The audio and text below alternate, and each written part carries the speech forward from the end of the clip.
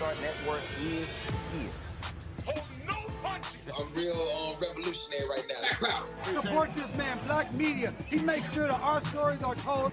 Thank you for being the voice of Black America, Roland. Stay black. I love y'all. All momentum we have now, we have to keep this going. The video looks phenomenal. See, there's a difference between Black Star Network and Black-owned media and something like CNN. You can't be Black-owned media and be scared. It's time to be smart. Bring your eyeballs home. You dig?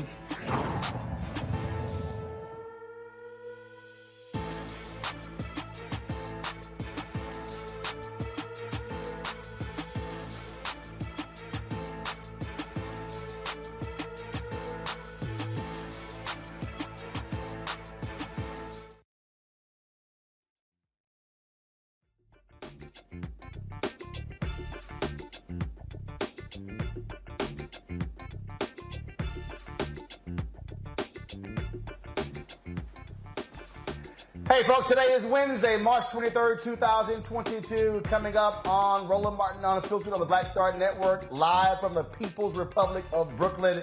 We're here at 40 Acres and a Mule, the offices of Spike Lee. I just finished doing interview for his Colin Kaepernick documentary, so glad to be here. Folks, on today's show, the third day of the confirmation hearings for Judge Ketanji Brown Jackson continues, and more nonsense from Republicans, but she holds her own and makes it perfectly clear that she cannot be messed with. We'll also tell you about what she has decided with regards to the Harvard affirmative action case that's going to go before the Supreme Court. Also on today's show, folks, he was going to his car when he was surrounded by plainclothed New Jersey police officers. He was shot. He now is suing. We'll talk with the attorney for Jajuan Henderson on the show. Also, Howard University administration and non-tenure faculty, they have finally reached a deal. We'll tell you about that deal that will end their three-day strike. The Washington State family, they're getting a $4 million settlement for a police-involved death of their loved one. And also, twin brothers wrongfully convicted of murder 25 years ago have been released from prison. They may get $50,000 each for the time they actually spent behind bars. In our Tech Talk segment, a former inmate has created an app to bring a little love to others in prison. Folks, it is time to bring the funk on Roland Martin Unfiltered on the Black Star Network. Let's go. He's got it. Whatever the miss, he's on it. Whatever it is, he's got the scoop, the fact, the find. And when it breaks, he's right on time and it's rolling. Best believe he's knowing. Putting it down from sports to news to politics. With entertainment just for kicks, he's rolling. It's on go, roll, y'all. It's Roland Martin, yeah. Rolling with Roland now. He's funk, he's fresh, he's real, the best, you know he's Roland Martin now.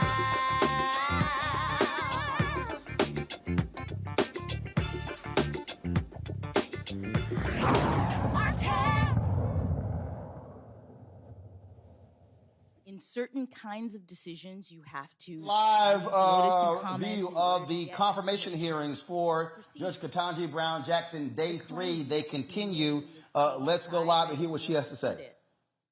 Was not that the agency couldn't pick 24 months, because obviously Congress had said in the statute you can pick between 0 and 24 months. The claim that was being made is that the agency picked 24 months arbitrarily in violation of Congress's direction about how you go about The exercise. APA was violated? Yes, the claim was an APA violation.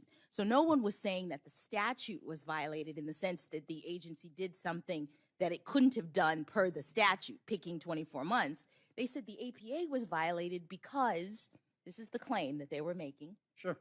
because the agency did no analysis, the agency did no expertise, the agency did not evaluate, okay, if you've been here 6 months, these are the kinds of ties that you have. If you've been here 18 months, right? The agency didn't do anything. Essentially, according to the claimants, the agency heard the president say, we're going to now do 24 months when everybody else, all of the other administrations up to this point. Because I've only got 2. Yes, I'm sorry. All right.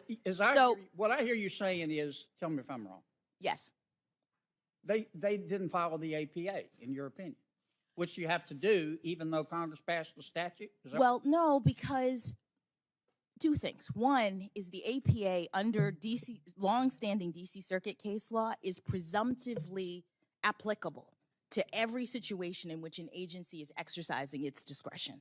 So that's the first thing. It's always there as a background rule. So the DC Circuit has said Congress has to be pretty clear when it decides to exclude the APA, when it's saying, I'm giving you discretion, but you can do this arbitrarily, you can do it however you want. And in other places in the immigration statute that sets up expedited removal, Congress says, we are excluding the APA. We're telling you that with respect to this kind of discretion, the APA doesn't apply. So here I had these 2 statutes, and there are canons of statutory interpretation that says that you should try to give effect to all of the will of Congress. You should try to read statutes so that they go together in a way if you have these 2 directives. And there's also DC Circuit case law. Judge, I got to stop you. All right. Because I got it. And let me just say, I agree that the DC Circuit reversed me. They disagreed with my interpretation, and that's the way that our system works. Let me ask this last question. This is a question about based on your experience. Can we agree that if, I want to emphasize if, cocaine is cocaine, that crack cocaine is equal in its danger to powdered cocaine? You with me? I think so. One is not more dangerous than the other. If that's true, then the sentencing rules ought to be the same. Okay? It's a policy matter for Congress. You could make them differently if you wanted to. This is what I want to ask you. Yeah. Based on your experience, you've been on the bench a decade. Yes. Is crack cocaine more dangerous than powdered or less or the same? Senator, that's a policy determination. That's what policymakers do. They look at the evidence related to these things and they decide what's more dangerous. But what have you seen? What should... I have seen evidence through the Sentencing Commission that the 2 compositions are chemically similar, so similar as to be indistinguishable. And the commission for very many years, as a policy-making body, indicated its view that they should be equivalent and lobbied Congress concerning that. And Congress made a determination about, in the policy realm, making it 18-1 instead of 100-1, which is what it had previously been. Okay. Thanks, Mr. Chairman. Thank you, Senator Kennedy, and now Senator Padilla. Mr. Chairman, before I begin, I know you're being very mindful of the clock, so I just want to say I have 2 initial, more substantive questions. All right, folks, that was some of the hearing. Anytime I have to listen to Senator John Kennedy of Louisiana, I can't stand to do so. That fake-ass accent of his, y'all, he never had that accent when he was a Democrat. All of a sudden, he got the homespun country voice. Y'all, that's a fraud. His accent is a flat-out fraud. So it's just, it gets on my nerves dealing with him. Speaking of getting on my nerves, oh my goodness, who showed his ass today? Senator Lindsey Graham of South Carolina. He was so sickening and stupid. He got called out not only by Dick Durbin, who chairs the Senate Judiciary Committee. He also got called out by the former chair of the committee, Vermont Senator Patrick Leahy. Watch this. You've lived an incredible life, but here's one thing that won't happen to you as we wrap this up. How would you feel that if I'd had a letter from somebody accusing you of something, a crime or misconduct, for weeks, and I give it to Senator Durbin just before this hearing's over, and not allow you to comment on the accusation. How would you feel about that? Senator, I'm not sure. I don't understand the context of the question. Well, did you watch the Kavanaugh hearings? No, sir. Are you familiar what happened in the Kavanaugh hearings? Generally. Senator, your time is. Well, please, Mr. Chairman. So to be honest, it's a minute and 47 seconds. She filibustered every question I had, and she has a right to give an answer, but I'm trying to make a point in 20 minutes. You were here for Kavanaugh. If she's confused about what happened, some people on the other side had an accusation against Judge Kavanaugh that during high school, he sexually assaulted somebody. And the rest is history. That was known to the people on the other side and never revealed during the meetings they had with Judge Kavanaugh. It was literally ambushed. He was ambushed. How would you feel if we did that to you? Senator, I've appreciated the kindness that each of you has shown me to see me in your offices, to talk with me about my approach. But my question is, what if during our 15-minute exchange, it was very pleasant? You're a very nice person. You have a lot to be proud of. I would never do that to you. If I had some information that's sketchy at best, that somehow you've done something wrong, I promise you, just from human decency, I would share it with you. I would not disclose it at the last minute of the last day of the hearing, and I've already given it to a newspaper so the whole country can read about it before you ever said a word. Senator, she's had nothing to do with the cause. No, but I'm asking her about how she may feel about what y'all did. Senator, your time has expired, and I'm going to give her an opportunity to finally complete an answer. So, if I could just address, answer the question. Senator, I don't have any comment on what procedures took place in this body regarding What'd you think Justice about the Kavanaugh hearing? Kavanaugh. What I'd like to answer is your points about my sentencings in child pornography cases. The point of the guidelines is to assist judges in determining what punishment to provide in cases. And there are horrible cases, but the idea is that between the range of punishment that Congress has prescribed, judges are supposed to be providing proportional punishment based on what a person has done. It was going well until this last round of questioning, and that's an abrogation of everything the Senate should stand for. You had a Republican member who went way over the time allotted to him, ignored the rules of the committee, badgered the nominee, would not even let her answer the questions.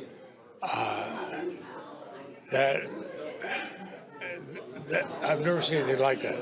I've been here 48 years. Here we have a highly respected and respectable nominee, and to be treated that way.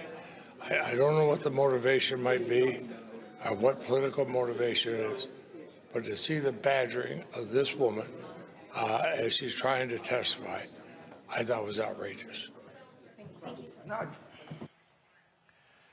All right, but then, of course, you had to deal with this idiot, Ted Cruz, talk about badgering. Watch this fool.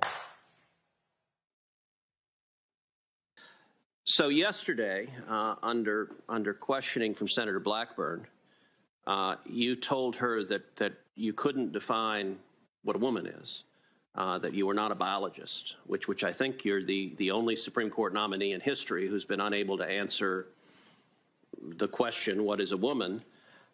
Let me ask you, as a judge, how would you determine if a plaintiff had Article III standing to challenge a gender-based rule, regulation, policy without being able to determine what a woman was? So, Senator, I know that I'm a woman. I know that Senator Blackburn is a woman, and the woman who I admire most in the world is in the room today, my mother.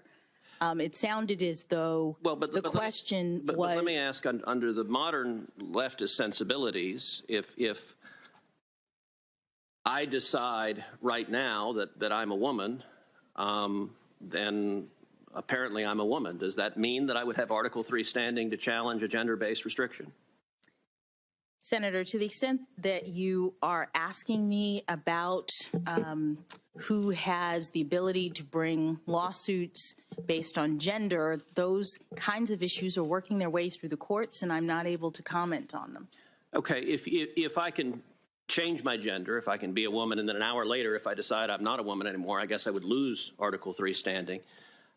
Tell me, does that same principle apply to other protected characteristics? For example, I'm an Hispanic man. Could I decide I was an Asian man? Would I have the ability to be an Asian man and challenge Harvard's discrimination because I made that decision?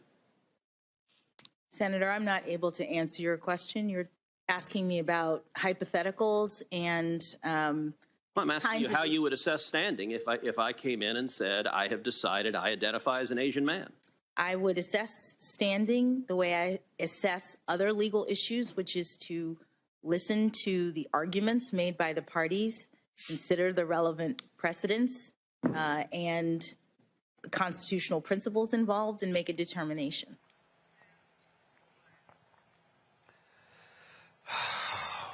All right, y'all.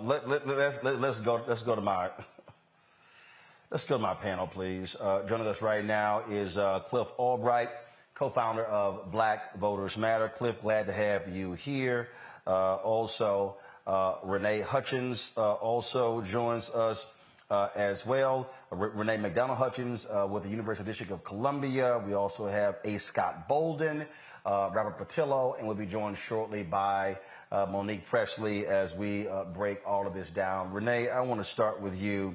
I mean, if we thought yesterday was stuck on stupid, having to listen to that idiot John Kennedy, and then having to listen to Marsha Blackburn, Tom Cotton, Josh Hawley, and Lindsey Graham. I mean, seriously, Lindsey, let it go. Kavanaugh's on the Supreme Court. This ain't part 2, dude. I mean, what did you make of just the insanity from the right today? It was remarkably frustrating.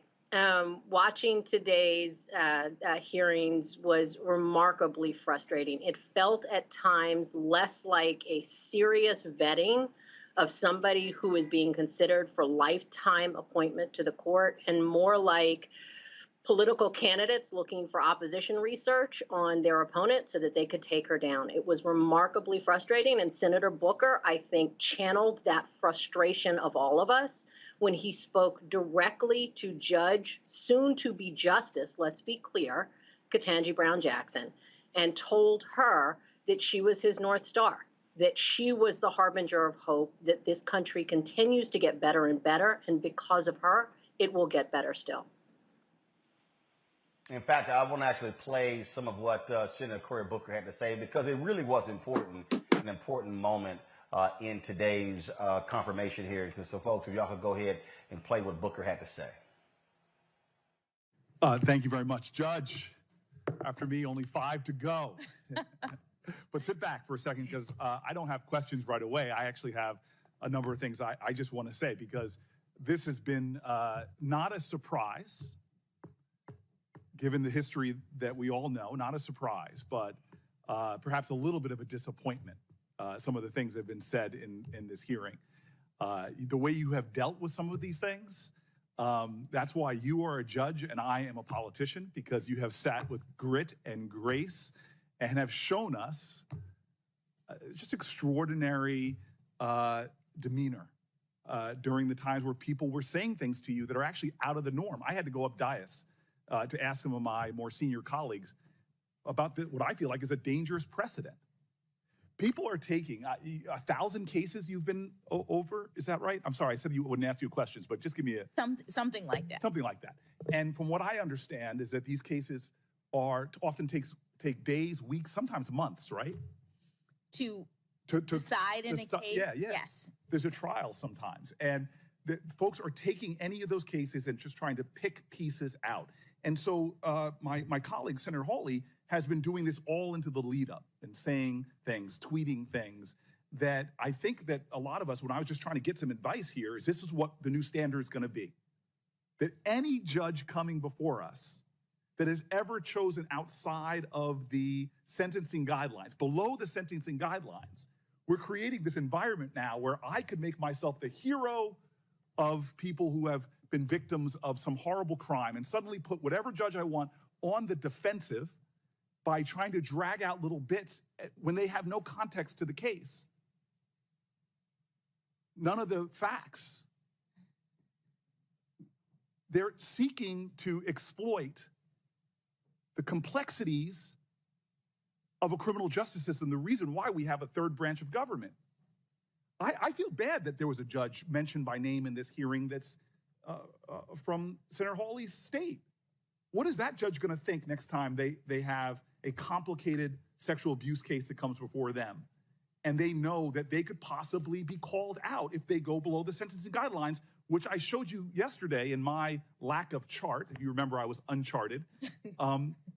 But that you are deciding completely in the norm. 70+% in many states of people are doing just like you did. But I'm a Democratic senator.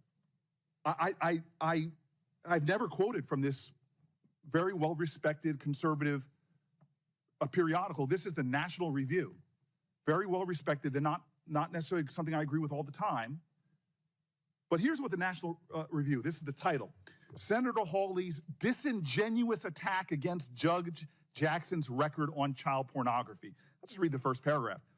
I would oppose Judge Ketanji Brown Jackson because of her judicial philosophy for the reasons I outlined last week. I addressed that in a separate post. For now, I want to discuss the claim by Senator Josh Hawley that Judge Jackson is appallingly soft on child pornography offenders. This is the kicker here. The allegations appear meritless to the point of demagoguery.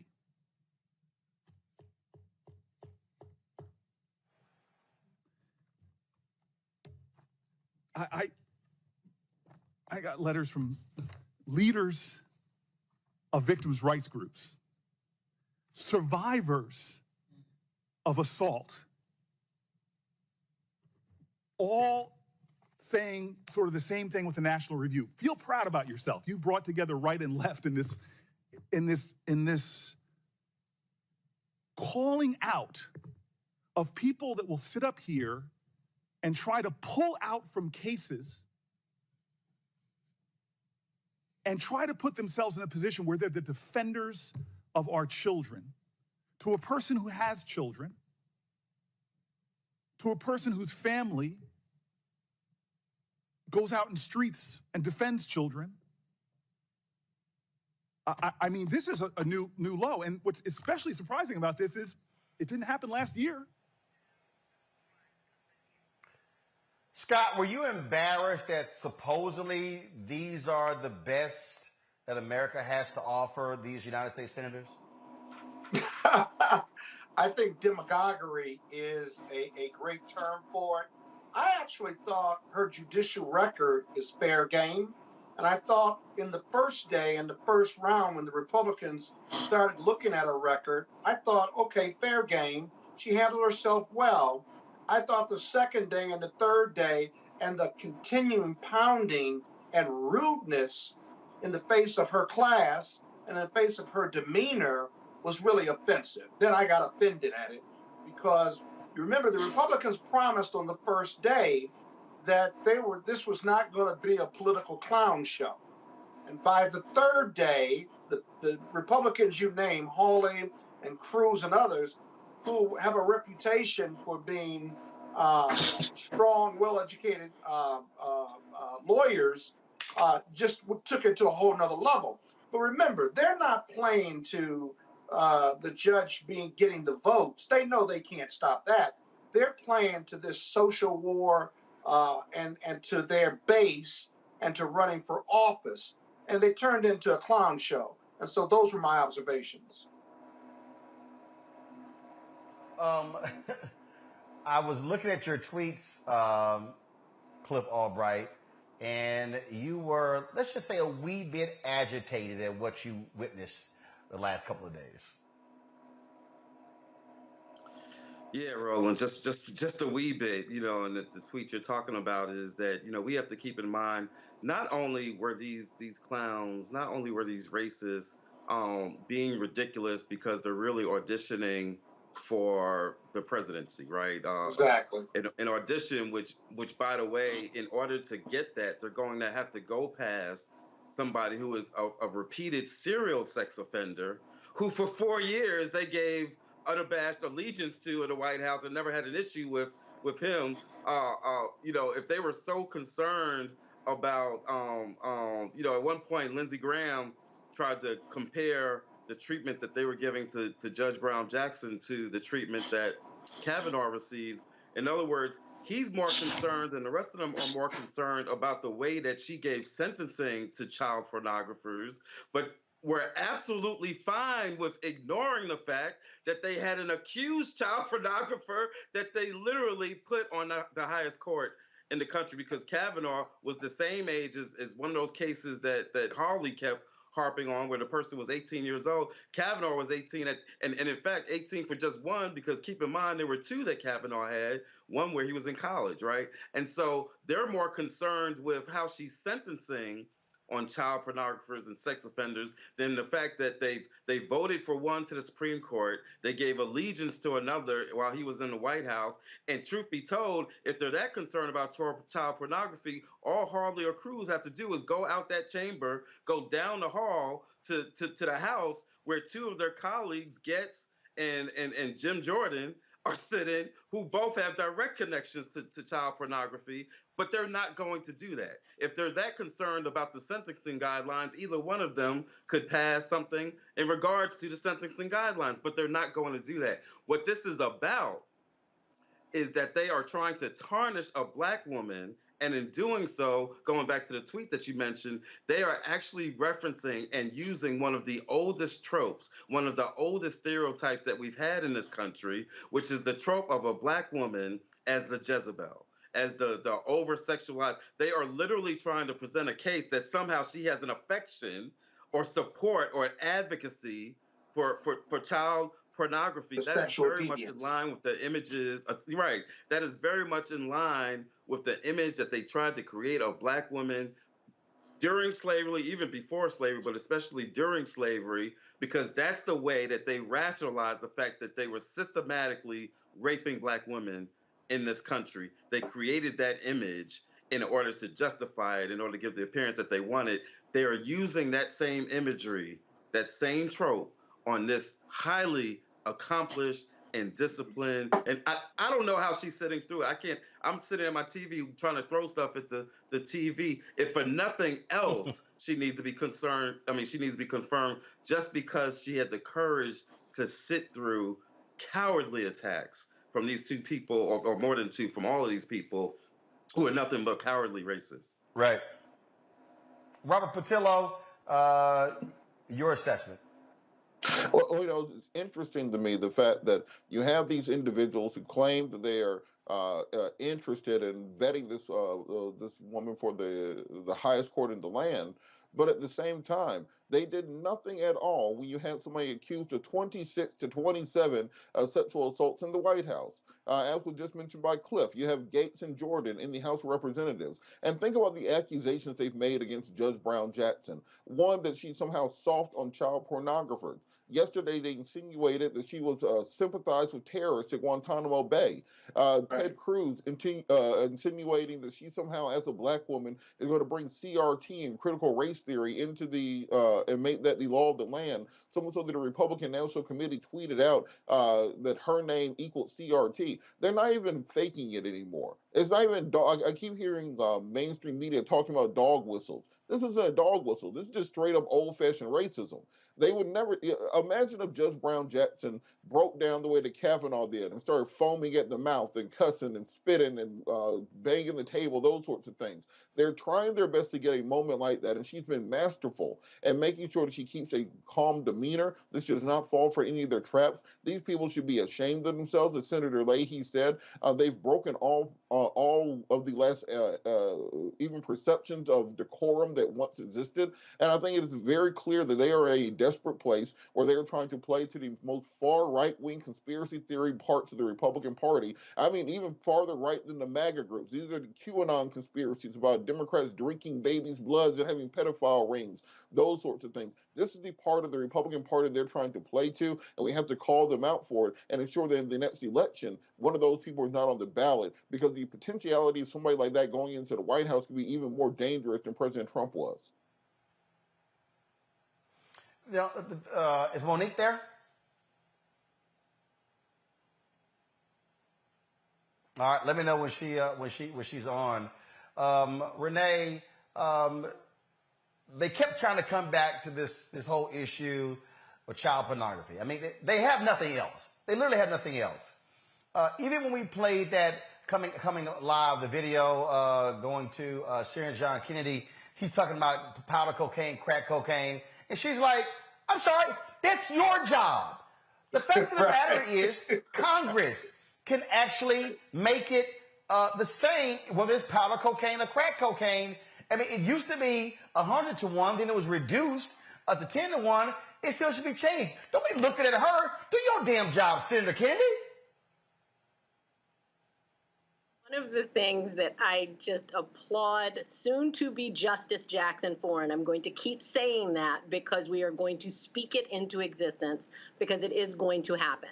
One of the things that I absolutely have to applaud her for is she has been masterful at reminding the Senate of what their job is and what the limits on her power as a judge are. It has been a masterclass in endurance, and it is not just the trope of Black woman as Jezebel that they are attempting to trigger.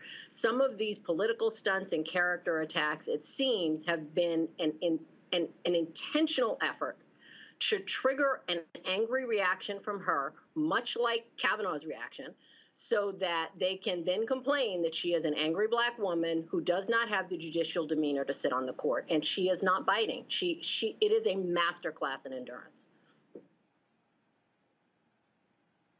You know, it was just this one after the other, and it was important. It was important, Scott, for her to say, that's your job. You can change that. You can fix that. So I love it how they whine about judicial activism, but don't want to accept the role that they play in dealing with a lot of these laws. Yeah, that's pretty clear. But this is what happens when you run up against excellence, Roland.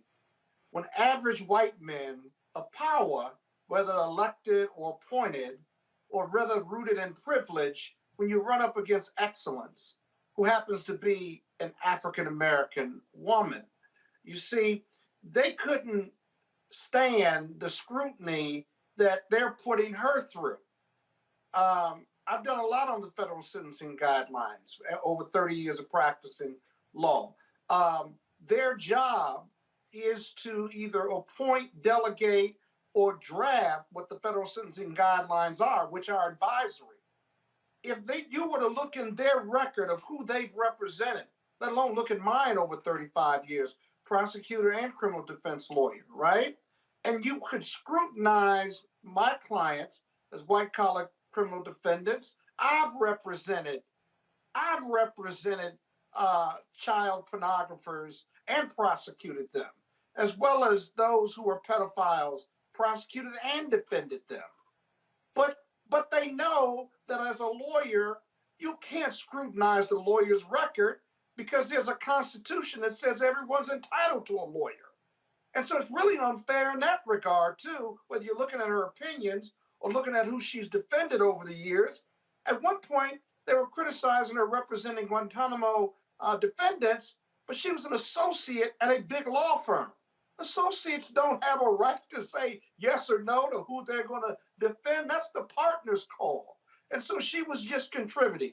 And so the whole analysis to score points with their base is really what this is about. The other thing they're trying to do is they were trying to limit how many other Republicans who are going to support her. At last count, I think it's 5, maybe 10 that are going to support her no matter what. But it's hard to oppose excellence. And that's what we've seen the last 2 or 3 days, just really excellence in every way. Well, and Cliff, I really do hope, and I say this over and over and over again till I'm blue black in the face. For the people out there who whine and complain, who do not understand the importance of voting, I hope you see what happened when you don't turn out and elect Beto O'Rourke and we get Ted Cruz. Mm-hmm. And you listen to the silliness of Tom Tillis. We could put Sherry Beasley in the U.S. Senate, and so she would be asking those questions. You got, of course, races in Wisconsin, Ohio. We can get rid of Marco Rubio, put in Val Demings. For people who are saying what I heard today and yesterday and Monday is nonsensical, you can remove U.S. senators from power. Cliff? Yeah, you're absolutely right, Roland. I mean, if we just think about what we've seen in this hearing and then in some related interviews and discussions that have taken place this week, in this hearing, they have challenged Obergefell, dealing with same-sex marriage. They've obviously they got their sights set on Roe versus Wade, and reproductive justice. There's a number of, they even, one senator, not in this hearing, but in related comments, was recorded basically saying that the Loving decision, which was the decision that got rid of miscegenation laws and enabled us to have interracial marriages, saying that needs to be overturned. This is what they have on their agenda if they get control of the nominating process, the confirmation process for the Supreme Court. It is already out of balance, and it will be out of balance even more so with even more extreme judges, and not just at the Supreme Court level. We know the impact of what happens when you fill the pipeline of federal judges leading up to the Supreme Court. This is real stuff. Like these are real rights that we take for granted that are not guaranteed. And if we don't come out and vote, and if we don't deal with this Senate, not to mention all the other issues that we need Senate action on, including voting rights, right? But these are real, people like to talk about bread and butter issues, who you're able to marry and where you're able to go to school and whether or not you've got reproductive, that's just as important as the rate of inflation, right? These are real rights that affect our daily lives. In some cases, they are actually matters of life or death. And this is what's at stake if we don't come out and vote and impact what this Senate looks like moving forward for at least the next couple of years and beyond. We have got to come out and take these Senate races seriously, as well as all the other races that are on the ballot up and down the ticket. Robert, Senator John Ossoff is on this panel. He, of course, won a 6-year term. Bottom line is this here: Georgia got to have a massive turnout to get Senator Raphael Warnock reelected. Elections have their consequences, and people need to understand the United States senators are the ones who are going to vote to confirm federal judges. So people cannot act like these issues are not related. Absolutely. And just remember, if it wasn't for the massive turnout here in Georgia in January of last year, you wouldn't have a majority for Democrats on that panel. You will not be able to move through a Judge Jackson to becoming Justice Jackson without that type of turnout. And if you want to see, instead of having John Ossoff on that panel, somebody like a Herschel Walker, they're asking questions, they're trying to put sentences together. That's what happens if you don't turn out to vote. They already elected Tommy Tuberville in Alabama, who is competing with Marshall Blackburn to be the dumbest senator in the history of the United States Senate. And then when you think they're winning, then Ted Cruz, who we know isn't dumb, tries to do a dumb person impression to get as dumb as them. We are racing to the bottom on that side of the aisle. They're in a media silo where they only listen to the different conspiracy theories from their own side of the aisle and have lost complete sight of the needs of the American people. Do you think there's any single mother sitting at home trying to put bills together, trying to figure out whether or not this justice is soft on terrorism in Guantanamo 10 years ago? That doesn't even make sense. So they're no longer operating from a point of view of trying to actually address things that the American people care about. It's a small cadre on the far right that wins these elections, the donor base of those millionaires and billionaires that fund their campaigns. That's who they are appealing to. And because of that, we have to make sure we turn out with people power so we can keep them out of office, because who knows at this point in time what public policy they will put in place if they actually had the majority again. And that is something that we absolutely should pay attention to. Renee, you get the final comment. As my final comment, I would want to say that soon-to-be Justice Jackson is a brilliant legal mind. She has impeccable character, and if unless there is a cataclysmic catastrophe, she will soon be confirmed to be the next justice on the Supreme Court and the first Black woman. And that is something that, as Senator Cory Booker said, you're not going to steal my joy on that one. All right, then. I certainly appreciate it, Renee. Thank you very much for joining us. Cliff Albright, thank you for joining us as well on today's show. Thank you. All right, folks, got to go to a break.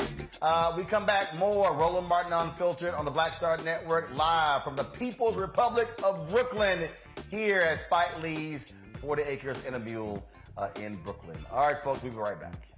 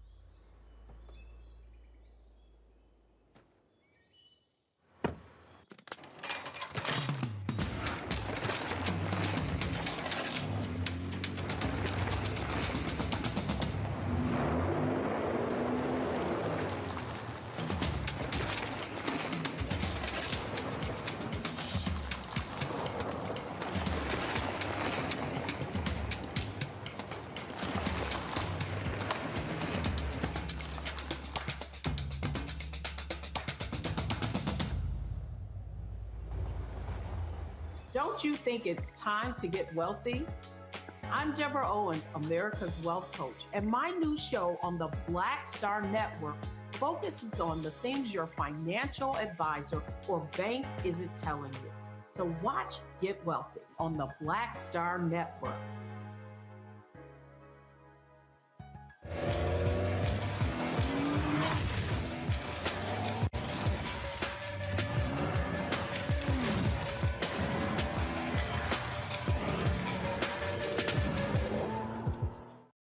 Pull up a chair, take your seat.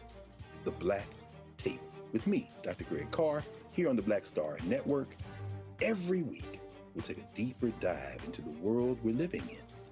Join the conversation only on the Black Star Network. Hi, I'm Teresa Griffin. Hi, my name is LaToya Luckett, and you're watching Roland Martin Unfiltered.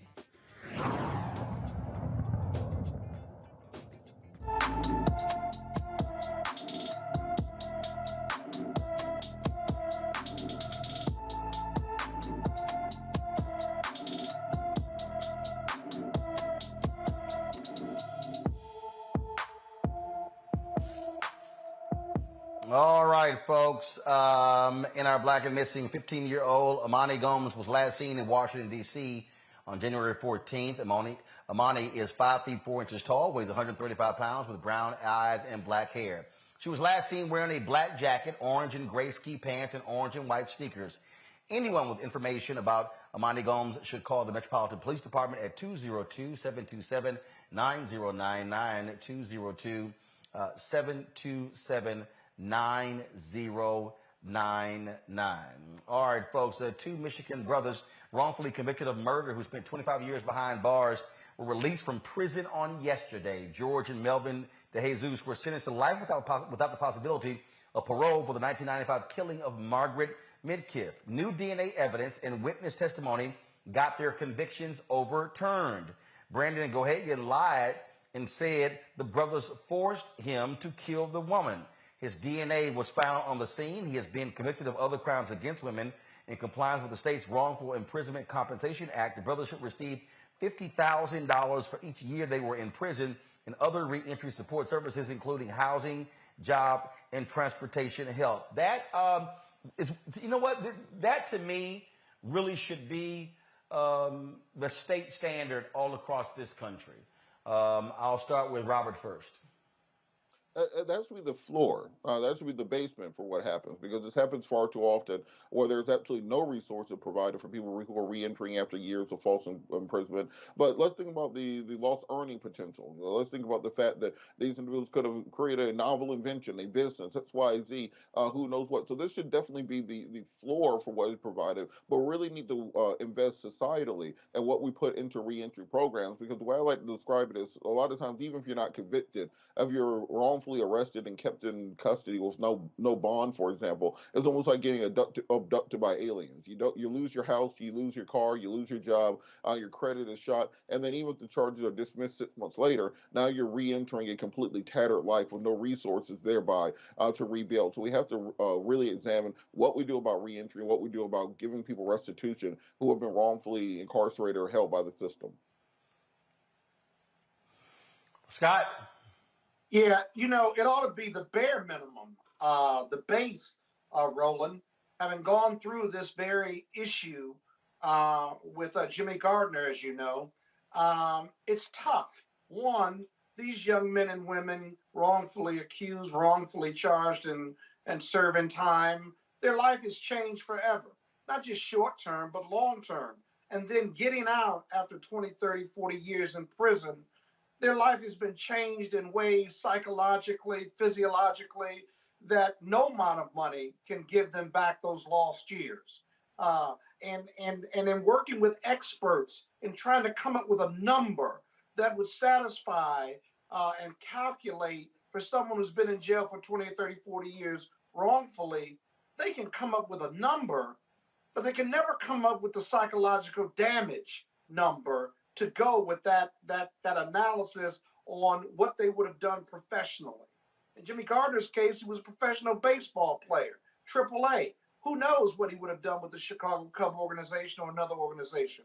That was taken from him. And so the reality is that no amount of money is really appropriate, because it can never make up for that loss. At the same time, every state has different laws on compensation for these individuals, and every state is different. Some have insurance limitations. Others have no limitations. Others have a calculation that makes a lot of sense, but it's a bare minimum.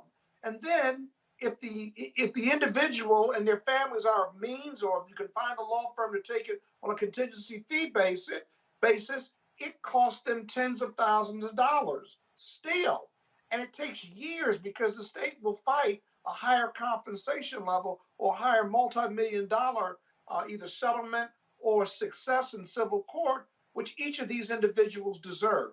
It gets real complicated. We need to uncomplicate it. And I know that from firsthand experience in representing Jimmy Gardner after he was freed and cleared from his conviction.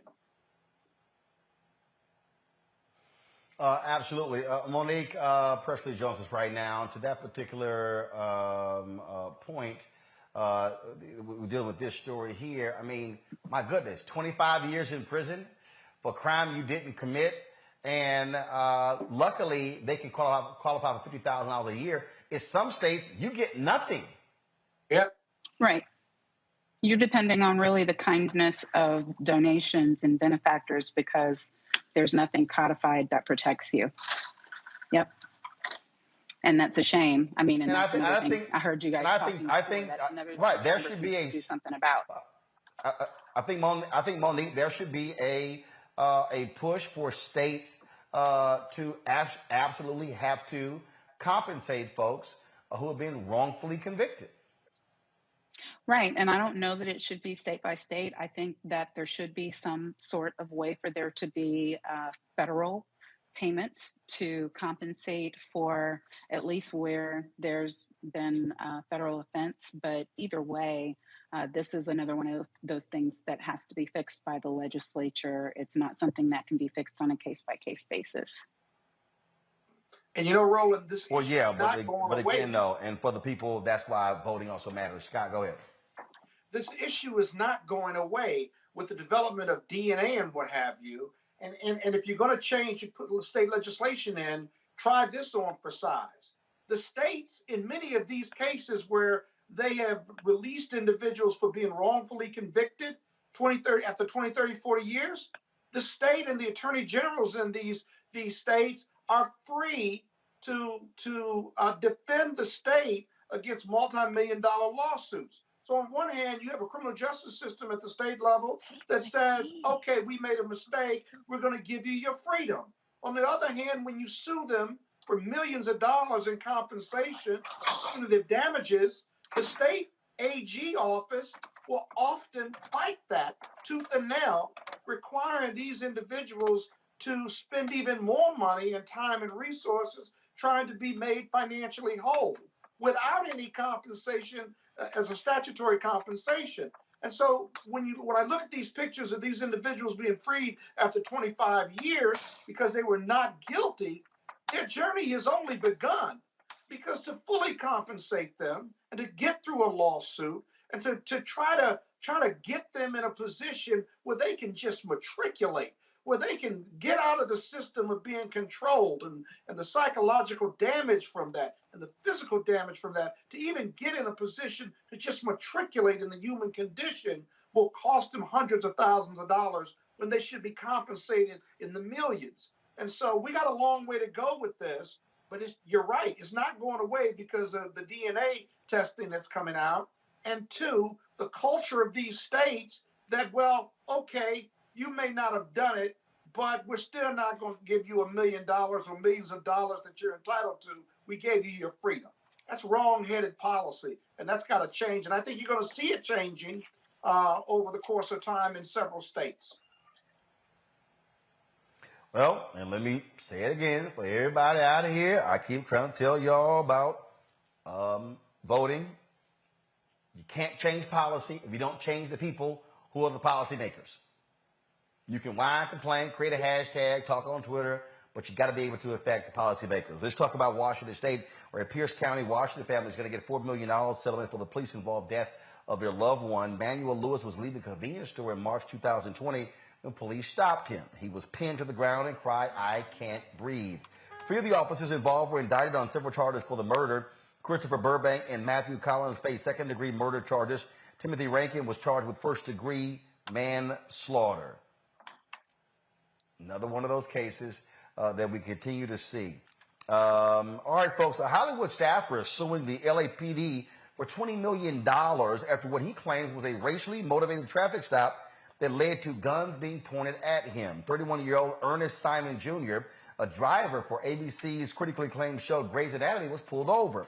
Police believe Simon was driving a stolen vehicle. Simon had just dropped off some cast and crew members for an on-location shoot in the rented Ford production van. According to the lawsuit, after Simon was pulled over, the officers ran a license plate check on the production van, but they mistakenly matched it to a stolen BMW sedan. Simon says despite being cooperative, he was held at gunpoint for nearly 20 minutes in front of cast members. Monique,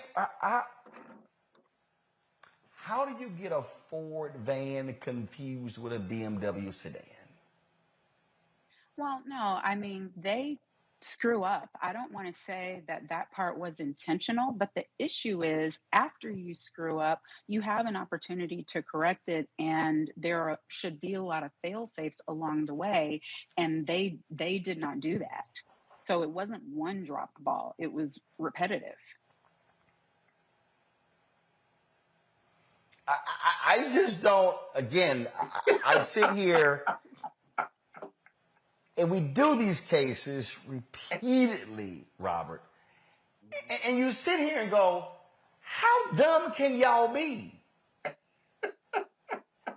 Like the video, the black woman, I think she's in Houston, where the same thing, cops point the gun at her, and then the cop woman's like, no, it's a learning curve. She was like, damn, a learning curve. My ass could have been shot. But Ron, I think the worst part is that this is just so par for the course for black men that we don't even raise an eyebrow to it. You know, I can't think of any black man I know who hasn't had a gun pulled on him by cops at some point in life for some trivial situation. You ran a stop sign and now there's a gun being pulled on you as the officers are approaching. You're walking out of a convenience store, there's a gun pulled on you as officers. These are things that happen to me. So I'm speaking from experience. So I think that we do need to start having more civil suits, because for far too long, we've just been told to kind of let this kind of roll off of our backs, just be happy that nothing worse happened. When in reality, I think if you start getting some nice 6-figure, 7-figure settlements out of these police departments, maybe they will train themselves and train their officers to approach a black man the same way you would a little old white lady named Beth. Treat us the same way, because we have the exact same constitutional rights and we have the exact same protections under the rule of law that anyone else does. So if you wouldn't pull a gun on a little old white lady named Beth, then don't pull a gun on me. Scott, I just saw a video. It was posted on several pages. Brothers in a grocery store. Cops get a call saying some white man in a green jacket is placing items in his coat. They roll up on a brother in the store who's black with an orange jacket. Then they try to claim it was tan. And the brother was like, okay, how did y'all get a call about me when I walked in the store behind y'all? And they're like, sir, calm down. I'm like, he's like, damn, getting calm. I mean, and then of course, while they're talking to him, another cop actually arrests the white guy in the green jacket. Right. Sure. Green jacket, orange jacket, they're the same. I mean, this ain't Florida A&MU colors. Let me tell you. And then they told him to calm down. Well, the other thing they'll say is, oh, we got a smart ass, right? About 25 years ago, the police, my alarm went off in my home, and the police came, and they dragged me out and put me on the ground and put handcuffs on me and a gun to my head, and they say, where's your ID? I said, it's my house. It's in there with the gun and drugs. My ID right next to my gun and drugs. And they called themselves, we got a smart ass. If they found the gun and the drugs. There is just no discretion. Even when you call a supervisor, you can't have. I have never seen a supervisor come out to authorize an arrest. You know, in most jurisdictions, if you say I protest the arrest, have the sergeant come out and authorize this arrest. Even the sergeant, whether it's a bad arrest or not, will talk to the citizen and won't coach the cops on what they've screwed up, essentially. It just doesn't happen because of the police union and the power of the police union.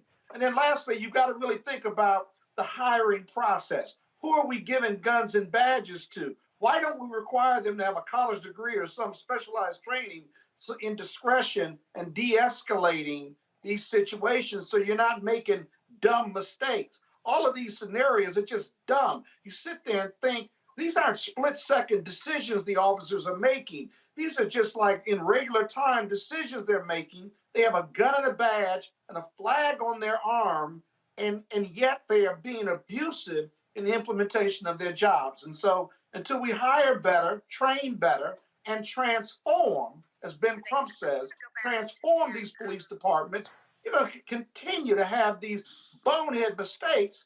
And they're deadly mistakes very often. That's the dangerous part. It would be funny if it wasn't so dangerous. Well, absolutely. In fact, so the brother who they rolled up on that grocery store, we'll have him and his attorney on Roland Martin Unfiltered on tomorrow's show. Got to go to a break. Exactly. William and Kate, they in Jamaica. Jamaica saying, hey, Mom, take your ass home. We will explain when we come back on Roland Martin Unfiltered on the Black Star Network. Don't forget, download the app, please, the Black Star Network app. Apple phone, Android phone, Apple TV, Android TV, Roku, Amazon Fire, Samsung Xbox, Samsung TV, Xbox as well. So please be sure to grab it, please. And don't forget to support our Bring the Funk fan club. Every dollar you give goes to support this show. And so, P.O. Box 57196, Washington, D.C., 20037. Cash App, $RM Unfiltered. PayPal is R Martin Unfiltered. Venmo is RM Unfiltered. Zelle is Roland at RolandSMartin.com. Roland at RolandMartinUnfiltered.com. I'll be right back.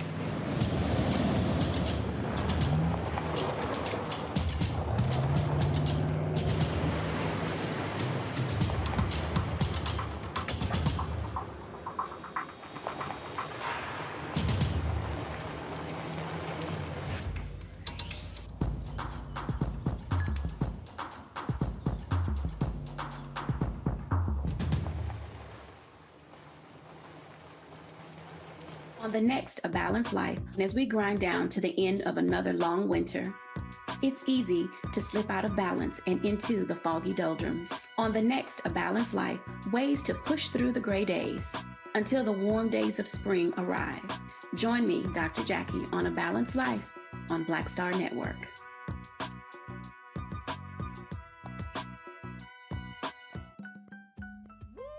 We're all impacted by the culture, whether we know it or not. From politics to music and entertainment, it's a huge part of our lives, and we're going to talk about it every day right here on The Culture with me, Faraji Muhammad, only on the Black Star Network. Don't you think it's time to get wealthy? I'm Deborah Owens, America's Wealth Coach, and my new show on the Black Star Network focuses on the things your financial advisor or bank isn't telling you.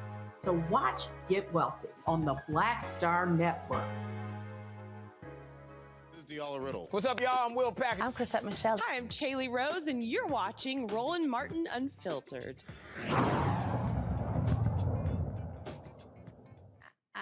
The children that are victimized, they don't understand the difference between an offender and a pedophile or a pornographer. And I do think it's a distinction without a difference. Let me ask you about gun rights. Violent crime is rampant. We have seen that during the last year. It's making people really nervous. Pulled some stats. In 2021, 27 major U.S. cities experienced a 44% increase in homicides since 2019. Over a dozen cities set new homicide records in 21. And a lot of families no longer feel safe. So they're buying guns, they're buying ammo, and trying to make certain that they can protect themselves. And in times like this, I think we're really fortunate that the founders afforded such constitutional protection as the Second Amendment. So very quickly, walk me through what current Supreme Court precedent says about the Second Amendment.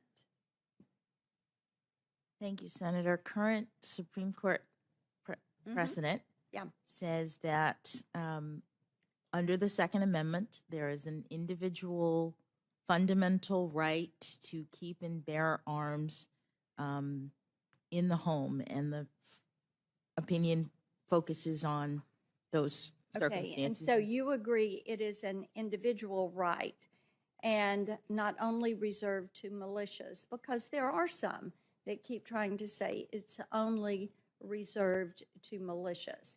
But if my memory is correct, you base this on District of Columbia versus Heller, that it is an individual Yes, ma'am, right. that the Supreme Court has established it's an individual right. I wanted to get that on the record because I don't think anybody had asked you that this entire time. Here's another question. I've asked other judicial nominees that are coming to us for the district court and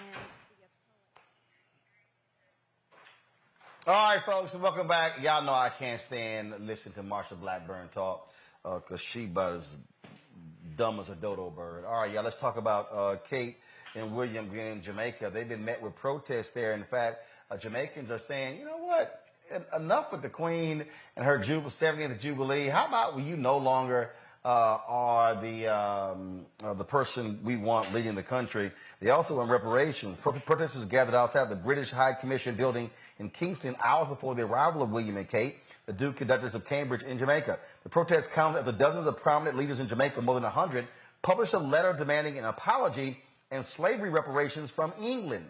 The leaders also criticized week-long Central American and Caribbean tour the royal couple embarked on Saturday, which coincides with the 70th anniversary of the Queen Elizabeth II's coronation. Today, during a meeting with the royal couple, Jamaica's prime minister made it known the country intends to break from the monarch. Brought thousands of Africans in the island to toil under inhumane conditions. People are very expressive And I'm certain that you would have seen the spectrum of expressions yesterday. There are issues here which are, as you would know, unresolved. But your presence gives an opportunity for those issues to be placed in context, put front and center, and to be addressed in as best as we can. But Jamaica is, as you would see, a country that is very proud of our history, very proud of what we have achieved, and we're moving on.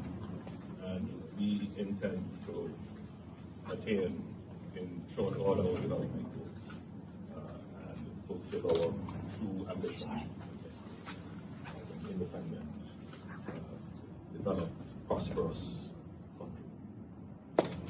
Thank you. Now, the Royals couple trip was at the Queen's request. Other countries are also debating cutting ties with the monarch. You know what, Robert? Guess what? Barbados did this. Look, this is ending colonial rule. And these are black countries. And these are folks who are saying, why the hell should we keep bowing down to the Queen? We can control our own destiny. Works for me. Exactly, and this is step one of decolonization that we've seen across the Caribbean and African nations in Southeast Asia for the better part of the last 60 years, where the first part is breaking those colonial ties. There are many nations across the world where the Queen of England is still their head of state, where they still use British currency, where they still speak the English language. And I think the part of the decolonization process has to begin with, one, breaking those historical bonds, but then secondarily, taking away the economic and social rule often that is left in its wake, that even after the monarchies leave and after the colonizations leave, most of the country's economy is still run by Western nations and their corporations, that there's still their military strength is controlled by those nations, their foreign policy is still controlled by those nations. So we have to enter phase two of decolonization, where we return resources, people, and also the money that was stolen from them back to these nations. We've started seeing more and more antiquities being returned. The British museums have stolen, and French museums have stolen over the course of the last several centuries. Well, now we have to move to that next phase. When are you going to pay back the billions and trillions of dollars that you have stolen from these people over the course of the last several centuries? When are you going to pay back the billions of dollars in colonial debt that you charged Haiti, for example, for France, or that Angola had to pay, or many of the other African nations that have broken away? So we have to start confronting this not as an individualized nation-by-nation issue, but by the entire formerly colonialized world going back to Europe and saying, look, it's time for you to pay up. And I think that if you do it as one united voice, you have far more power than island by island or nation by nation. You know, the thing here, Monique, is, I mean, you look at Bermuda. I mean, here is a black country, yet the head of state is still the Queen. You know, when you look at the independence of many African nations that took place with Ghana in 1957. Liberia, of course, was the first republic there in Africa. But this is something that it is important about self-govern, self-control, and cutting ties with the colonial past where they dictated policy in these black countries.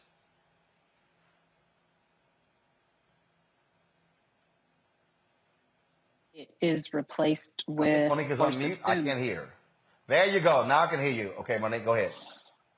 I think what is important is that it is subsumed or replaced by a stable government, though. What I would hate is for in the breach for the destabilization to mean more suffering rather than less for the people as they transition from a colonial sub-state to whatever is next on their road to controlling their own destiny. And I do. Well, that's not the case. Because, for instance, internally, but understand, Jamaica is self-governing.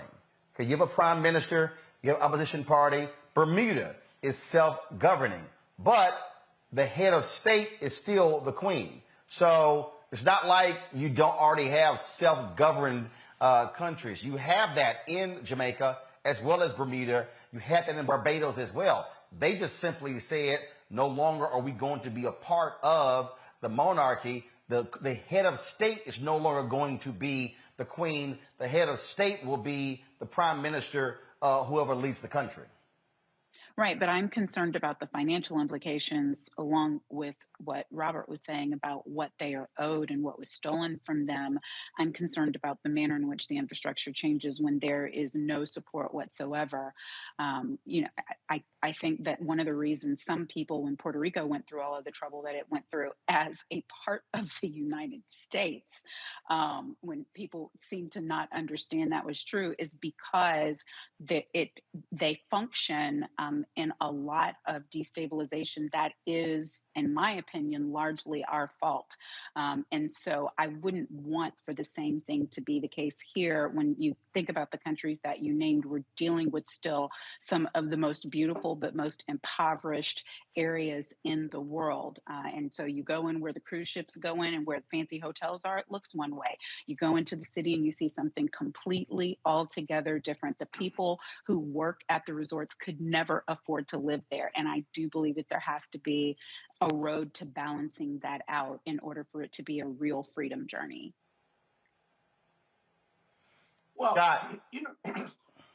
Roland, what I don't understand is why in the 80s, 90s, 2000s, and now you go to these Caribbean countries and the first picture you see is this white lady with a crown when you go through get your bags and you go through the airport and stuff. I understand they used to own this country, but I mean, that's decades ago, maybe. I don't understand why this white woman still got to be the head of the state. I'm not, and they are self-governing. I don't think they get any money from the UK, these Caribbean countries, or Bermuda. And so it just seems to be a relic from the past that they just need to formally cut, unless there's some other historical or economic or political benefit by the Queen being the head of the state. I don't understand the whole historical significance of all of that, other than the fact that they colonized these Caribbean countries and Bermuda and similar islands. But Scott, it's kind of like us. You go into black grandparents' houses till this day, they got a picture of white Jesus and JFK hanging up. It's about being indoctrinated. It's about being colonized. It's about these people coming in, taking away your language, taking away your religion, taking away your family traditions, taking away your genetic lineage, and then teaching you to worship them more so than you appreciate your elders and your ancestors. So we can't blame them for what they've been indoctrinated into, just like you can't blame us for what we've been indoctrinated into right now. We're all okay, but what does that mean in 2022? What does that mean in 2022? What benefit do I get out of having the white woman at the airport? A picture of her. What do I get if I'm Jamaica? Well, one, I think the traditional argument has been on the foreign policy stage. By having one united kingdom, it's called the United Kingdom, you would have a bigger voice. This is the argument they're making, not the argument that I'm making. That you'd have a bigger voice in foreign policy, that particularly with NATO and UN, you're part of a group that gets a veto. Well, they don't mention that you don't really get a say in what they do. All you kind of do is get drugged into every single European war that they decide to get into. But I think you're seeing this awakening happening across the world. The British monarchy at one point was so large, the sun never set on it. Yeah. Now it's down literally, the United Kingdom of Ireland, Wales, and Great Britain. So we're seeing the colonial powers fall apart. So now I think it's time for that colonized world to join hands and kind of show up and say, all right, where my money at? And I think that's going to be the rallying cry for the next half of the century.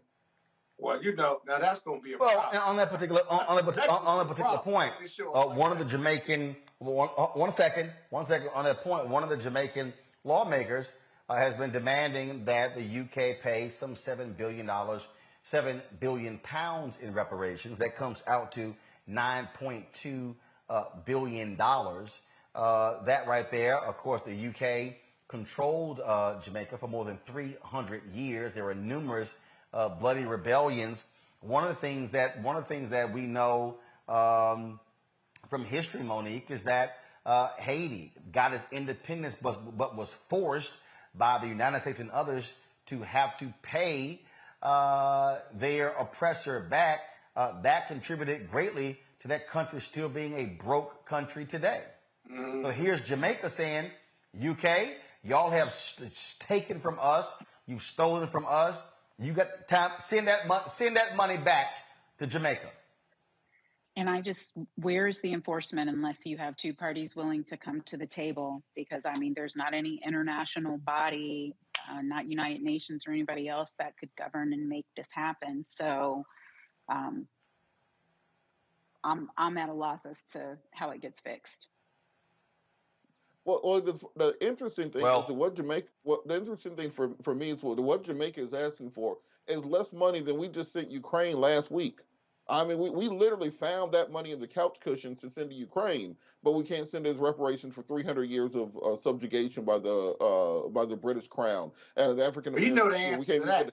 We can't even get a down payment on our reparations. We can't even have a Senate hearing just to have a study commission over it after 40 years. So this is why I'm saying that you're going to have to start uniting hands, saying, oh, look, Jamaica can't do it by itself, but the entire Caribbean and the African continent and Southeast Asia all say, well, look, y'all can either give us our money back or China got their checkbook open right over here. Maybe we'll become friends over there. I think that's when you start getting some movement in this global movement to end colonialism. Yeah, but you need leverage, though. What's Jamaica's leverage in their demand? The leverage without leverage. White countries to support that demand, don't you? When you have the entire pre-colonized world coming together, well, now you have leverage. That includes India, because remember, India was dominated by Great Britain for 300 years. That includes many of the places where you're trying to get rare earth elements and natural resources. Most of the places that got oil, those are the previously colonized world. So you start bringing those groups together and start saying, well, look, we're going to need them checkbooks to get open. That's the leverage you're talking about. And that's why these Western nations keep these little phony wars going on throughout the developing world, because they keep us fighting each other. We're never going to look up and say, where my money at? No, I got you. What else you got, Roland? Or you want us to keep talking on this subject? Okay, we can keep talking. So let me ask you this from a historical perspective. Oh, I know your ass did not. I'm sorry.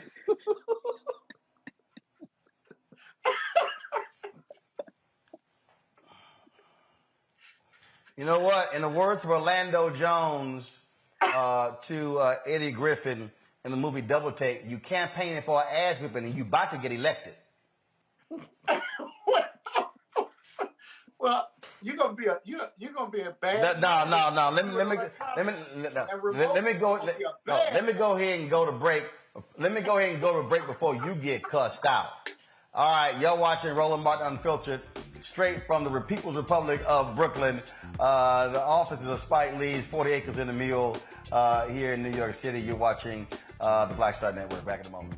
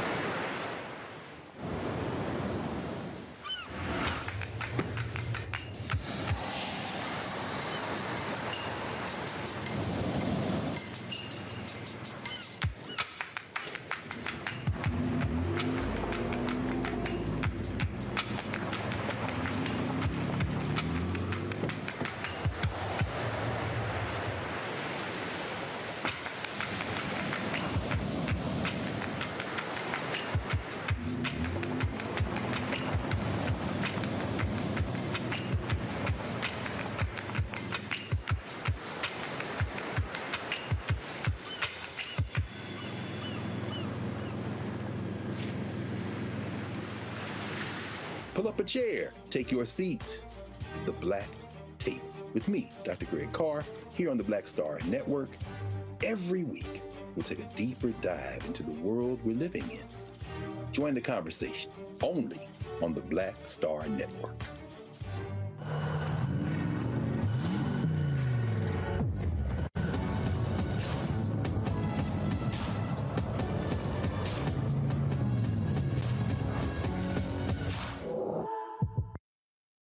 Hi, my name is LaToya Luckett. Yo, it's your man Dion Cole from Blackish, and you're watching Roland Martin Unfiltered. Stay woke.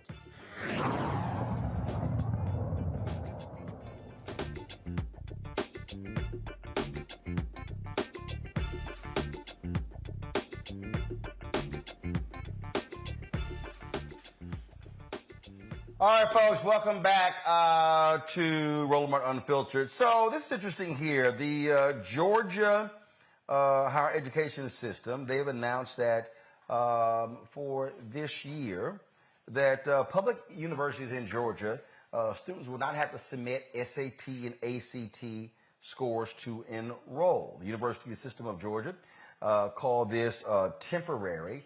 They said because they're getting a lot of incomplete applications. Robert, we're seeing a lot of systems and folks in higher education rethink this need for students to take the SAT and the ACT test. You have admissions people say they're looking at other things. They're looking at their high school GPA. They're looking at extracurricular activity. What do you make of this push to say, why in the hell are we making students take an SAT, ACT test? How is that somehow a determinant of their success in college? Well, I think this is the wholesale understanding and reckoning of the fact that for the past half century in America, we've outsourced education to standardized tests and has been an abject failure. There's no evidence that your test scores in high school or your test scores in college have anything to do with your ability to succeed as an adult. It measures your ability to take a test, and often when it comes to the LSAT and tests like that, it measures your ability to hire tutors and buy the proper books that you need and devote the hours necessary to studying for the test. And immediately once you pass it or you get a good score on it, you forget everything on it. It plays no role in your adult life. So we need to start looking at students holistically, finding out what extracurricular activities, what clubs are they joined, what community service activities are they taking part in, what is their moral value, what is their faith, what is their beliefs in helping their communities, building out an absolute more complete human being who will be a contribution to the education not just on campus, but a citizen of the next generation. That is far more important than can you check a box or can you hit enough random boxes in a row to get a good score. So I think that is a right that we start phasing this out. It would move to more holistic understandings of what makes a person when it comes to college admissions.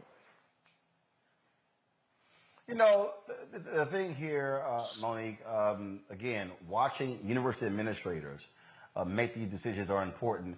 Let's also understand implications. You know, this whole test preparation stuff has turned into a multi-billion-dollar industry. Yep. It's turned into a multi-billion-dollar industry, and some people have gone to jail trying to circumvent the industry.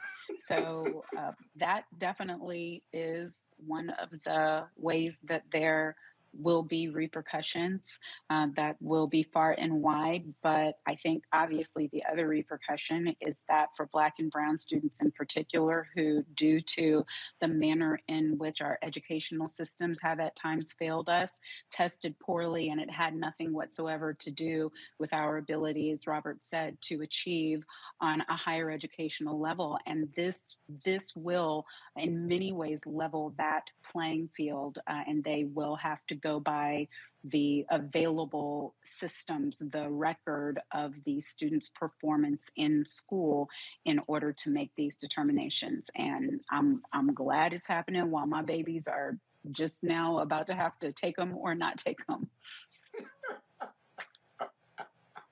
Well, again, it's not all, but we're seeing this growing trend, Scott. Well, I think historical Black colleges like Morehouse and others have always looked at those standardized testing as a test of your aptitude for intelligence, right? But not necessarily whether you're going to be a high performer, whether it's if you graduate from college or whether you can even manage a college curriculum. I know one of the things we do at Morehouse is we provide, if you've got a high test score and your grades are, let's say, medium, however you measure them, some of the things we do is we have a summer program for young men to see whether they can handle a college course load, see if they can live on their own, and see if they can matriculate in a college environment as opposed to just being really, really smart and a good test taker. I know Howard and others have similar programs, but it's got to be a continuum of factors as to whether we accept kids or not. And I think that helps students of color because the continuum of characteristics and recommendation letters and their community involvement, all is kind of the total measure of a student, and how Morehouse and Howard and Hampton and others or any majority schools can nurture their development, which is our job, to nurture their development and turn them into adult citizens who are going to be contributing to society and lending their expertise to making the country or the world a better place, then you've got to have that total look at the student as opposed to just being able to take a great test. Well, let's talk about some changes happening in New York City where I'm at. Last week, the mayor, Eric Adams, said he didn't have time to be worrying about some athletes whining and complaining about not being vaccinated. Well, according to Politico, the mayor is going to lift this mandate, allowing for unvaccinated athletes to be able to play professional sports in New York City. Of course, Kyrie Irving with the Brooklyn Nets has been one of the loudest critics of that. He has been unable to play in home games as a result of this. And also the mayor is lifting the mask mandate for toddlers in city daycares on April 4th as well. Of course, you've got baseball games coming up. You've got numerous baseball players who have not been vaccinated. You also have folks who are saying it's time to turn the page from COVID, that the Biden administration needs to also shift its attention away from COVID. Monique, what say you? I, at this point, don't trust anything that comes out of Mayor Adams' mouth. He's just sketchy to me. I don't get it. He makes me nervous. And I don't know that it matters if he lifts the mandate, if the professional sports themselves are not lifting it. So I think it's a wash. But here, so I'm reading this story here, Robert, and this is the City Hall's former COVID-19 senior advisor, Jay Varma, who also used to work for the CDC, said, quote, "I think the same rules in vaccination should apply uniformly to all. If there's a carve out for this group, why can't any other group then raise its hand and say, I deserve a carve out too?" And they're exactly right. And this is part of the concern about making policy based on arbitrary and capricious standards. If it was a clear case of following the science, where I think most of us understand, if you can show me, here's the number of cases, here's the number of people vaccinated, because we've reached a certain threshold, we decided these rules can be relaxed. I think most people can understand that. But when you're making these kind of grand and braggadocious statements just last week about how you're not lifting the mandate, and I was just in New York on Friday. And then you're saying this week, well, now all those things are going to change at the drop of a hat. Yeah, give us a little more information on that. And we are seeing the stealth variant, which is making waves in Europe. We're seeing Hong Kong has an outbreak going on currently. We're seeing in China, they just locked down 50 million other people. So as much as all of us, and I mean all of us, want this thing to be over and done with for all of eternity, I don't think it's quite time yet to simply just ignore it and move on to the next subject. Shout out to Dr. Deborah Verhoeven, who was just named Dean at New York University School of Global Health Initiatives, who's really been a leading voice in the Black community on this pandemic from the beginning. And I think we need to start following science and following the experts in this and not the politicians more so that we can get more consistent public policy on what exactly we're doing. Because right now you can go not just state to state, you can go city to city and sometimes business to business and have completely different COVID rules. I think we all just want some consistency based in science to get this over with. Well, but Robert, you can't have it both ways, Yeah, go ahead. can you? On one hand, if you believe the numbers are down. That's why in D.C. and elsewhere, they're lifting the mask mandate. They're reducing some of the regs or eliminating some of the regs because we are coming out of Omicron, it seems like. We are doing better. The numbers of cases of infections is going down. And if you don't believe the numbers or it's helter-skelter from city to city, then, you're going to be wearing masks the rest of your life. Maybe that's the new reality. And maybe we're going to have to manage COVID going forward and get boosted every year. But the idea of shutting down a city or keeping kids out of school or wearing a mask or not wearing a mask and going into the office 3 days a week and 6 feet apart and all the things and washing our hands, which we ought to be doing anyway, maybe that's just going to be part of us managing COVID like we manage the cold and flu season. I think that's where we're headed because we're not going to have herd immunity. But the numbers are down and people are COVID tired and people are tired of wearing these masks. masks save lives, and so I still keep a mask with me. But ultimately, in the end, you can't fight the power of the people. And in Florida and Texas and some other states who have never really embraced it, Georgia, haven't really led the way because their numbers are the least to come down normally. But at the same time, there's a feeling in this country that we have to figure out how to manage COVID and manage and matriculate. And I think that's what you're hearing from the mayor of New York, and that's what you're hearing from the CDC. That's what you're hearing from the public, if you will. Well, but here's what we also, though, are about to deal with. You are seeing these people say that Adams has said it, Monique. Look, folks got to return back to the offices. You're seeing more and more companies saying, nope, enough of this staying home. But you're getting massive pushback. Yeah, you hear people talk about, get rid of the mask mandates. I'm sick of this whole stuff. You got these caravan, convoy, yahoos. But guess what? There's a whole bunch of folks still not trying to get sick. I get the phrase, we got to manage COVID. That sounds good until you one of those folk who have been sick as hell as a result. Yeah, but if you're vaccinated and boosted, he said Monique. you want to get less sick. Said Monique. Oh, I said Monique. I didn't hear Monique in your conversation. Forgive me, Monique. Well, she heard it. I mean, how hard do I have to make it when I say Monique? It was plain language in the question, Scott. It was plain language. It's not right, just but if you listen to the conversation versus trying to run your mouth, then you get it. So, Monique, please respond.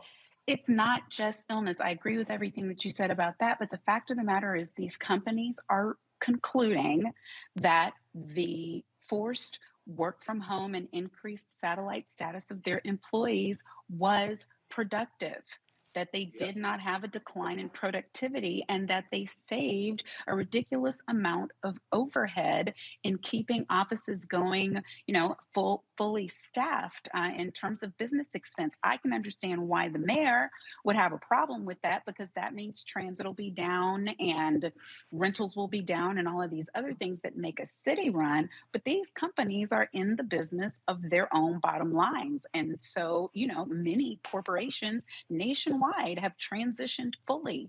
They're not going back to work. And then others have said that it's optional. And I love all of it. It makes sense to me. But see, the thing here, Robert, that's a trip when we're having this conversation here. Monique's point is right. It comes down to productivity. It's also you're dealing with control.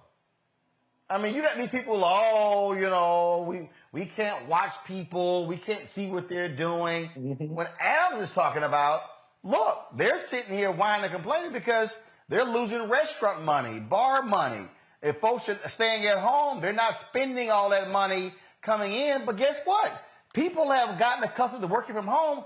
They also are like, guess what? I'm not sitting in commutes for an hour and a half, 2 hours, 3 hours.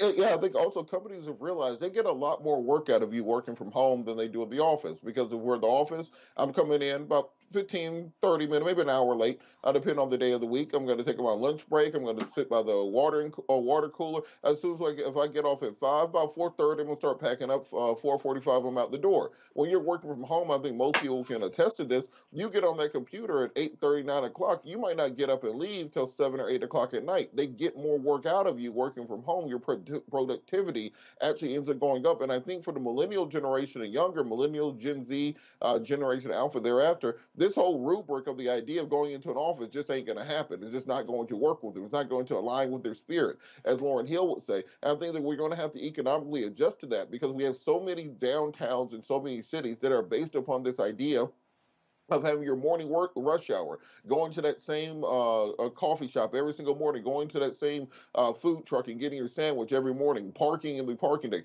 You have entire downtown economies that are based on the idea of people commuting in, going to these office buildings every day, and you have these massive towers built in downtowns across the country that are soon going to be completely depopulated. So we're going to have to start having the conversation as a nation. How do we readjust the way that we view life and the nuclear family idea that's been created, where you live out in the suburbs, you commute in, kind of the beating heart of the city? You're going to have to reevaluate that. And I think COVID in many ways has forced us to accelerate many of the advances that were going to happen in society anyway. Well, now those things are happening right now, and I think this is the tension we're seeing between public policy, the people who existed in the traditional economy, and the new way of thinking on many things. I can't tell you how many times I've been sitting in a calendar call in a criminal courtroom somewhere thinking to myself, this could have all been done online. Well, now that's all done online. It's going to be very difficult to get people going back to the way that it used to be done. And yes, Scott, there is an entire ecosystem that is driven based upon people being in the office.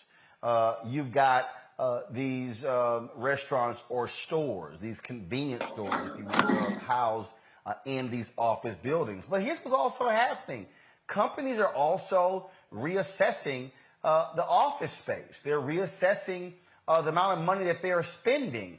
They all of a sudden they're going, wait a minute, if we figured out, do we have to actually have massive conference rooms and all of this big old footprint, all these different things along those lines? And so, I mean, that's really what that they're dealing with. I mean, there are expenses, and as a result, people have got. It used to be like even in television, it used to be, hey, you want people on the set, you want them there.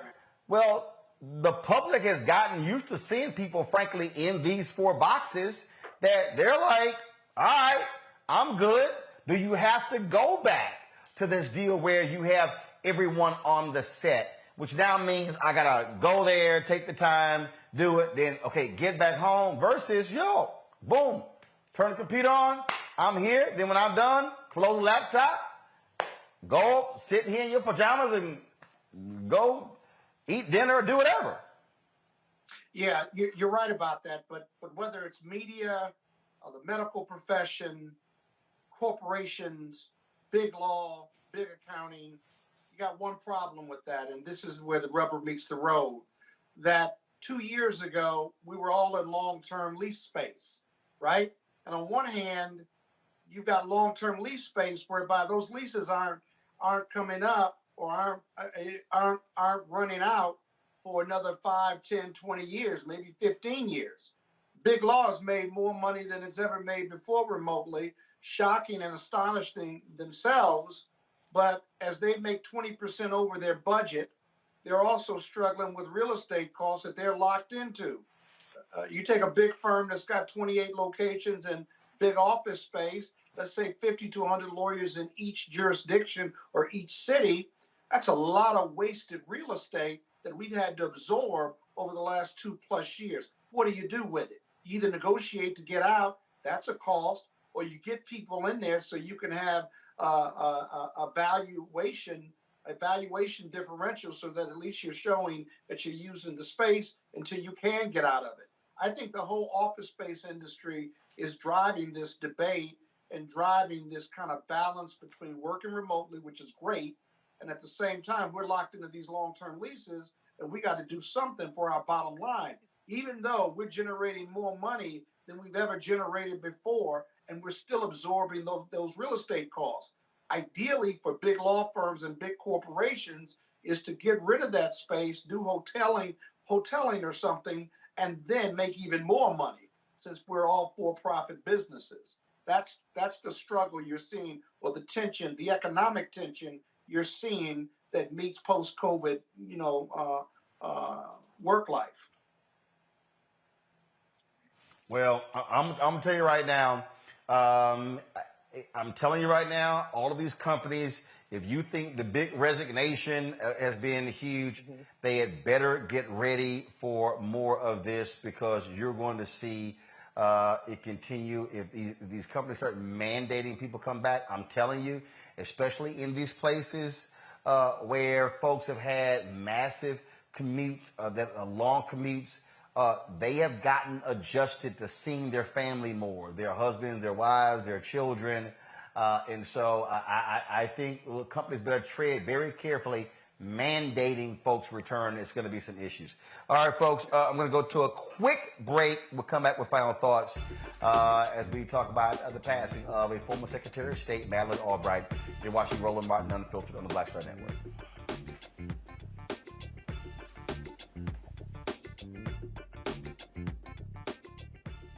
Black Star Network is here. I'm real revolutionary right now. Support this man, Black Media. He makes sure that our stories are told.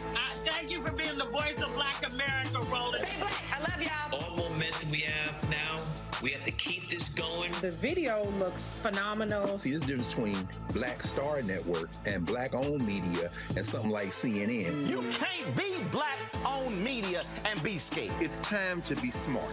Bring your eyeballs home. You dig?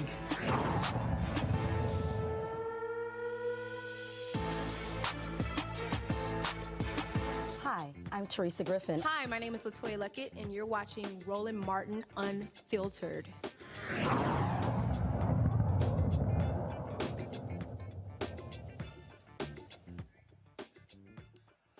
All right, folks, Howard University and non-tenure staff have reached an agreement averting a strike. This morning, the agreement was reached after 2 days of bargaining between faculty members and school administrators. The contract proposal includes improvements in compensation and job security for both non-tenure track lecturers and adjuncts.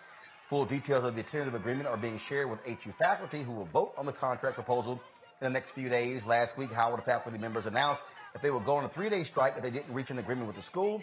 The proposed deal affects more than 300 adjunct and non-tenure track full-time faculty members. And so certainly glad to see that. Folks, some sad news. Madeleine Albright, of course, the former Secretary of State, has passed away at the age of 84. Her family announced that she passed away as a result of cancer. Of course, she was highly instrumental in leading the State Department.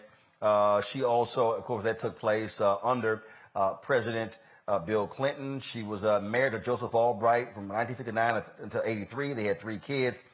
She also, born in Prague, came to the U.S. in 1948 to escape communist Yugoslavia.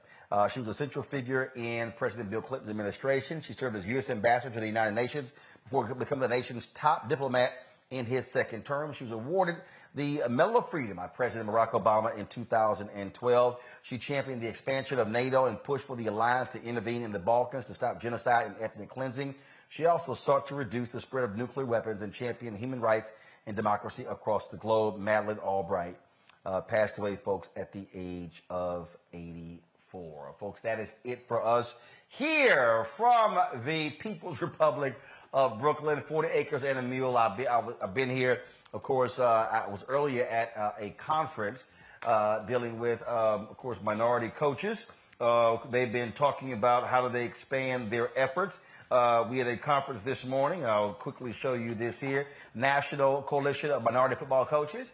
And so this was the program here. Mike Loxley, of course, he's the head coach of the University of Maryland. Brian Flores, who is suing the NFL, was also there. I did get a chance to him. Yes, I talked to him directly. Carol, relax. Brian Flores will be coming on Roland Martin Unfiltered very soon. I talked to his attorneys and Brian. I got his phone number as well. We were just texting. And, of course, the summit was to address systemic racism in football hiring practices.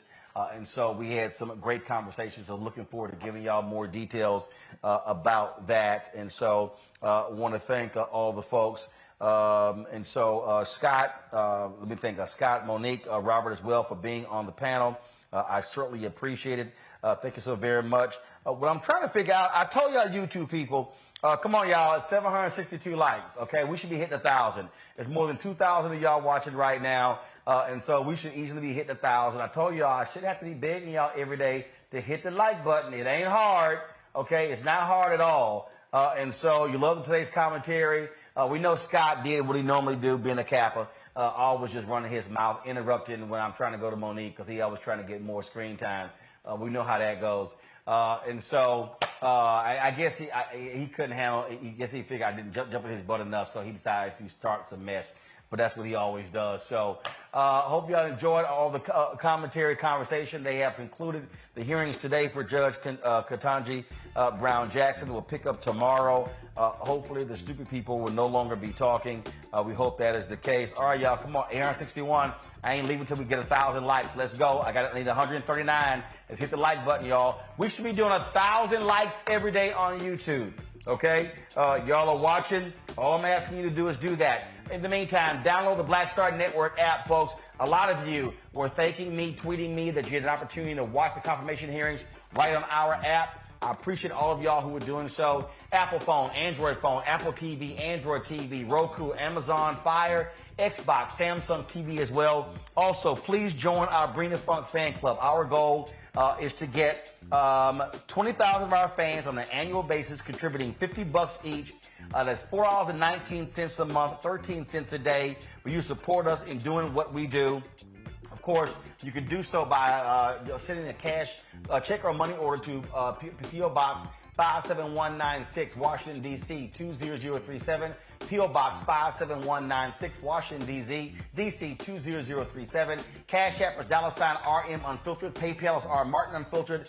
Venmo is RM Unfiltered. Zelle is RolandSMartin.com. RolandMartinUnfiltered.com. Folks, that's it. I'm back in the studio. We went to pack up, drive back to D.C., and so certainly glad to be here in New York City for the conference and also to chop it up with Spike Lee for the documentary he is doing on Colin Kaepernick. Thank you so very much. Clea Robinson, she of course works with Spike here.